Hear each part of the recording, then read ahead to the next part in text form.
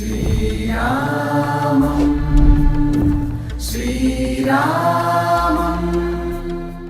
रामनाममे अमृतं रामचन्द्रुडि शाश्वतं रामनाममे अमृतं रामचन्द्रुडि शाश्वतं रामनाममे अमृतं रामचन्द्रुडि शाश्वतं रामचिलक स्वर అయోధ్యలో దర్శించుకోవాల్సినటువంటి ప్రాముఖ్యత ఉన్నటువంటి నగరాల గురించి మనం చూస్తున్నాము, తెలుసుకుంటున్నాము. అందులో భాగంగా ప్రస్తుతం మనమున్నాము నాగేశ్వర్నాథ్ మందిరంలో. నాగేశ్వర్నాథ్ మందిరం అంటే ఇక్కడ నాగులకి అధిపతి అయినటువంటి ఈశ్వరుడి మందిరం. ఈ మందిరాన్ని కట్టింది రాముడి కుమారుడైనటువంటి కుశుడు. దీనికి సంబంధించి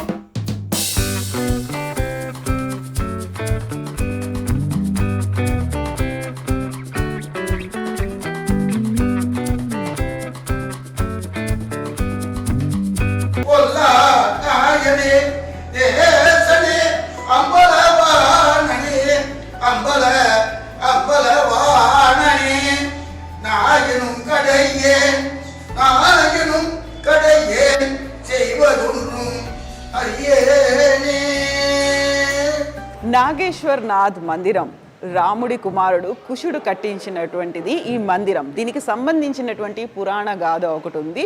కుశుడు సమీపంలో ఉన్నటువంటి సరయూ నదిలో స్నానం చేస్తున్నప్పుడు తను పెట్టుకున్నటువంటి చేతి కంకణం ఒకటి నీటిలో కలిసిపోయింది. అది మిస్ అయిపోయింది. ఎంత వెతికినప్పటికీ అది దొరకలేదు.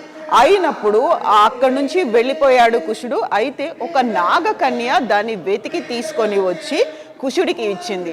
ఆ అభిమానంతో, కృతజ్ఞతతో కుశుడు ఇక్కడ నాగనాథ్ ఆలయాన్ని కట్టించినట్టుగా చెప్తూ ఉంటారు.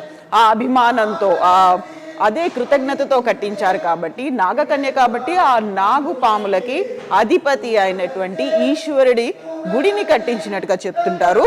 అయితే ఈ గుడికి సంబంధించినటువంటి ఇంకొక విశిష్టత కూడా ఉంది. అది విక్రమాదిత్యుడి కాలం వరకు కూడా చెక్కు చెదరకుండా ఉన్నటువంటి ఆలయం ఇది. ప్రధానంగా ఆ సమయంలో అయోధ్యలో కట్టినటువంటి వివిధ దేవాలయాలు అన్నీ కూడా డిఫరెంట్ రీజన్స్తో విధ్వంసం అయిపోయాయి, ఐదర్ అడవులతో కప్పివేయబడ్డాయి. అయితే ఈ మందిరం మాత్రమే అలాగే నిలబడింది. అన్ని ఆటుపోట్లని తట్టుకొని చెక్కు చెదరకుండా నిలబడ్డటువంటి దేవాలయం ఇది. ఇక ఆ తర్వాత 1750లో ఇక్కడ సఫ్దర్గంజ్ జమానాలో మంత్రిగా పనిచేస్తున్నటువంటి నవల్ రాయ్ దీన్ని మళ్ళీ దానికి సంబంధించినటువంటి రెనోవేషన్ వర్క్స్ చేశారని చెప్తుంటారు. ఓవరాల్గా దీనికి సంబంధించినటువంటి స్థల పురాణం ఏంటి మనం తెలుసుకుందాము.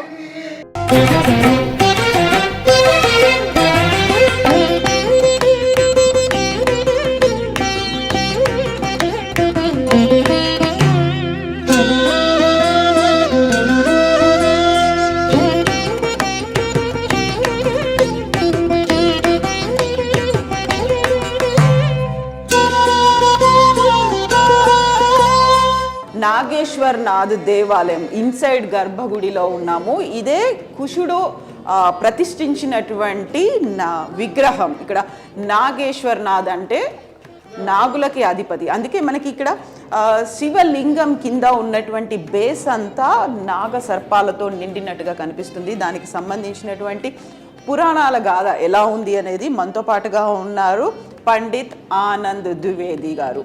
ఆనంద్ జీ, जय श्री राम। ओ नमः शिवाय। ओ नमः शिवाय। हाँ, इसके बारे में हम जानना चाहते हैं, पुराण गाथा क्या है इसके बारे में?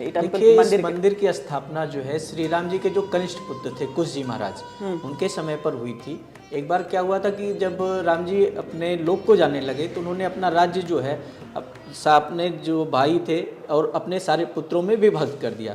तो कुश जी को जो है कुशावर्त राज्य मिला। वो वहाँ पर राज्य करते हुए जब इनको काफी समय बीत गया तो इनको मतलब ऐसा महसूस हुआ कि अब हमें एक बार अयोध्या चल करके, बहुत दिन हो गया है, अयोध्या दर्शन करना चाहिए, वहाँ सरयू जी में स्नान करना चाहिए। तो वो अयोध्या आए, उन्होंने सरयू जी में स्नान किया। तो सरयू जी में स्नान करते हुए उनके हाथ का कड़ा जो कंगन होता है, क्योंकि राजा लोग उस समय आभूषण धारण करते थे, तो कड़ा जो है वो सरयू जी में कहीं गिर गया। और नाग कन्या कुमुदनी जो है उस समय विहार कर रही थी सरयू जी में, उस कड़े को लेकर के और नागलोक को चली गई। तो जब कुश जी को ज्ञात हुआ कि मेरे हाथ में कड़ा नहीं है, तो उन्होंने ध्यान किया। उनको जब सारी कथा मालूम हुई कि नाग कन्या मेरे कड़े को लेकर चली गई, तो उनको बड़ा क्रोध हुआ। उन्होंने कहा नाग ने मेरे कड़े की चोरी की, इसलिए आज मैं पूरे नागलोक को भस्म कर दूंगा, जिससे कि भविष्य में कोई और इस तरीके का दुस्साहस ना कर सके, चोरी ना कर सके। तो उन्होंने बाण का संधान किया और लोगों को भस्म करने के लिए उद्यत हुए।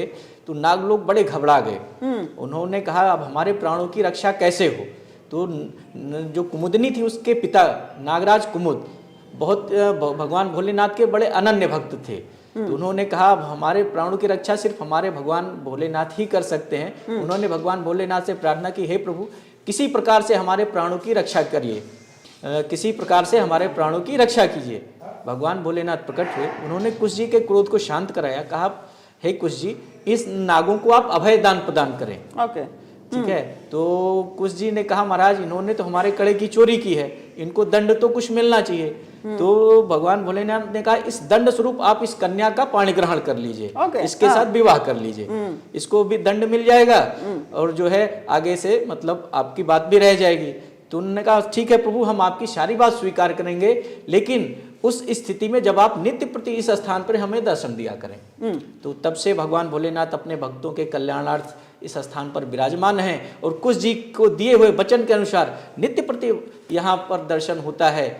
जो है नाग देखिए, चारों तरफ आप देखिए नागों के ऊपर वेष्टित हैं। तो नागों की रक्षा के लिए प्रकट हुए, इसलिए इनका नाम नागेश्वरनाथ। ఇప్పుడు మనం చెప్పుకున్నటువంటి స్టోరీకి ఇది ఇంకొక ఎక్స్టెన్షన్. అదేంటంటే తన కంకణం పోయింది, కుశుడి కంకణం పోయిన తర్వాత అది నాగకన్య కుముదినికి దొరికింది. ఆ కుముదిని ఆ కంకణాన్ని తీసుకొని నాగలోకానికి వెళ్ళింది. అయితే ఇదంతా ఇంటికి వెళ్ళిన తర్వాత, అంతఃపురానికి వెళ్ళిన తర్వాత కుశుడికి తెలిసింది తనకి చేతిలో ఉన్న కంకణం పోయిందని. ధ్యానంతో తెలుసుకుంటే కుముదిని దగ్గర ఉందని. అయితే అది తను కొట్టేసింది అనుకున్నారు, దొంగతనంగా తీసుకెళ్ళిపోయింది అనుకున్నారు. ఈ నేపథ్యంలోనే కుశుడు నాగలోకాన్ని అంతం చేద్దామనుకొని తన అస్త్రాన్ని ఎక్కుపెట్టాడు. అప్పుడు కుముదిని తండ్రి కుముద్ రియలైజ్ అవుతాడు విష్ణువుని, అలాగే శివుణ్ణి వేడుకుంటాడు. అప్పుడు శివుడు ప్రత్యక్షం అవుతాడు. శివుడు ప్రత్యక్షమై ఒకటి చెప్తాడు, ఇప్పుడు తను దొంగతనం చేయలేదు, అలా ఎత్తుకుపోలేదు, కాకపోతే జరిగింది ఇది అని చెప్పిన తర్వాత అప్పుడు ఏం చేయాలి, తన అస్త్రాన్ని మళ్ళీ ఎక్కుపెట్టారు కాబట్టి ఏం చేయాలి అనుకున్నప్పుడు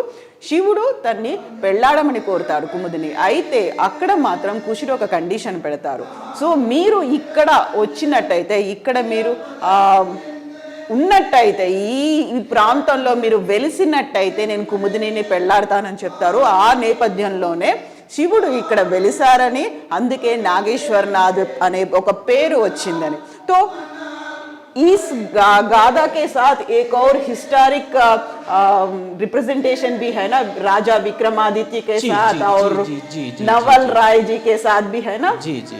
अब फिर कालांतर में जब अयोध्या फिर कितनी बार बसी और उजड़ी, तो एक बार क्या हुआ, राजा विक्रमादित्य जी विहार करते हुए सरयू तट पर विचरण कर रहे थे। उस समय अयोध्या बिल्कुल वीरान सी थी, यहाँ मतलब सब केवल सरयू जी का जल और जंगल ही हो गया था। तो वो विहार कर रहे थे सरयू जी पर, ऐसे आखेट करते हुए निकले। तो उन्होंने क्या देखा, एक घोड़े पर सवार एक व्यक्ति आ रहा है, बिल्कुल काले कलूटे स्वरूप में, बिल्कुल दैत्य स्वरूप, और वो आता है घोड़े से उतर करके जो है सरयू जी में स्नान करता है, और जब वहाँ से वापस आते हैं तो बिल्कुल देव स्वरूप हो जाते हैं। तो राजा विक्रमादित्य जी को बड़ा आश्चर्य हुआ। उन्होंने कहा प्रभु आप कौन हैं, और आप अभी जब आए थे आपका स्वरूप कुछ और था, इस समय आपका जो स्वरूप है कुछ और है। तो उन्होंने कहा हे राजन, मैं तीर्थराज प्रयाग हूँ, भक्तों के द्वारा छोड़े हुए पाप के प्रभाव से, क्योंकि भक्त बाहर से आते हैं, अपना जो भी पाप किए रहते हैं वो हमारे यहाँ आकर के हम स्नान करते हैं, उतर जाता है, उसके प्रभाव से मैं काला हो जाता हूँ। तो आज रामनवमी का दिन है, आज रामनवमी के दिन जो भी भक्त आकर के अयोध्या, ये अयोध्या है, यहाँ पर जो भी भक्त आज रामनवमी के दिन आकर के सरयू मैया में स्नान करते हैं, उनके सारे पाप जो है हट जाते हैं और वो पुनः अपने निर्मल गति को प्राप्त करते हैं। तो ये रेनोवेशन पुनर्निर्माण नवल राय जी किए हैं। फिर जो है विक्रमादित्य ने जी पूछा महाराज जी, अयोध्या आप कह रहे हैं कि ये अयोध्या स्थान है, यहाँ तो कुछ नहीं है, तो निर्जन है। उन्होंने कहा राजन आप यहाँ पर आप जाइए, आपको एक गौ माता मिलेंगी, वो गौ माता जिस जिस स्थान पर अपना दूध गिराती जाए वहाँ आप उत्खनन कराइए, वहाँ पे आपको मंदिर मिलेंगे और उनका आप पुनर्निर्माण कराइए। तो जो है उसी समय से जो उन्होंने फिर मंदिरों का पुनर्निर्माण कराया। आप ये देखिए मंदिर के चारों तरफ देख सकते हैं जैसे खंभे बने हुए हैं, 32 पुतलियां लगी हुई हैं। ये एक ही शिलापट पे बना हुआ गर्भगृह है भगवान का, ये सब कुछ जी शिला के? एक ही शिलाखंड पर बना हुआ है, कहीं पे कोई ज्वाइंट नहीं है, ओके। अलग से कोई पत्थर नहीं लगाया गया है। मूर्तियां भी उसी पत्थर में तराशी गई हैं, ये खंभे भी उसी पत्थर से तराशे गए हैं। इस प्रकार के उनके समय का, विक्रमादित्य जी के समय का अब केवल 2 मंदिर है, एक यहाँ पर है और एक श्री हनुमानगढ़ी जी पर है। वहाँ भी आप जाके देखिएगा, वहाँ का गर्भगृह भी बिल्कुल ऐसा ही है। तीसरा श्री राम जन्मभूमि का था, वो तो बाबर ने जो है विदीर्ण कर दिया था उस समय। उसमें भी जो खुदाई उत्खनन में जो खंभे मिले हैं, जो मूर्तियां मिली हैं, वो बिल्कुल इसी प्रकार की हैं। तो हमने सुने हैं कि यहाँ पर रामनवमी के साथ शिवरात्रि भी मनाते हैं। जो मुख्य पर्व जो है इस मंदिर का, वो जो है महाशिवरात्रि है। जी, भगवान महाशिवरात्रि तो भगवान भोलेनाथ को समर्पित है, वो तो पूरे देश क्या पूरे विश्व के मंदिरों में जो है मनाई जाती है। जय श्री राम। जय श्री राम, जय Bholenath. Thank you so much Anand ji, thank you.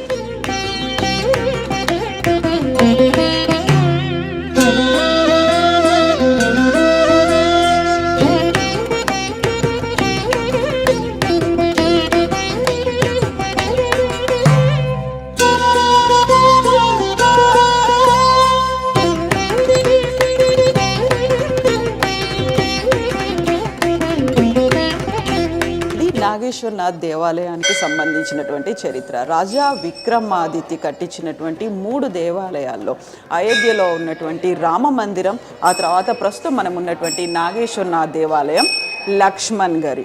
అయితే ఆ తర్వాత దండయాత్రలు కావచ్చు, వివిధ కారణాల వల్ల అక్కడ రామ మందిర నిర్మాణం అనేది, అంటే రామ మందిరాన్ని అక్కడ కూల్చేశారు. చివరికి గట్టిగా నిలిచినవి నాగేశ్వరనాథ్ దేవాలయం, లక్ష్మణ్ గారి.